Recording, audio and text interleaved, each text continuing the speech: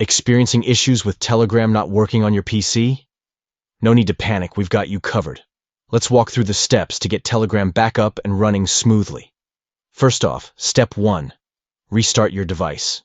It may sound simple, but a quick restart can often work wonders in resolving temporary glitches or conflicts that may be causing Telegram to misbehave. Moving on to step 2, check your internet connection. Make sure you have a stable connection and consider switching between Wi-Fi and mobile data to troubleshoot any connectivity issues that could be impacting Telegram's performance. Now, on to step 3. Check for device updates. Ensuring that your device's operating system is up to date is crucial, as outdated software can lead to compatibility issues with apps like Telegram. If you're still facing problems, step 4 advises disabling any VPN or proxy services you might be using.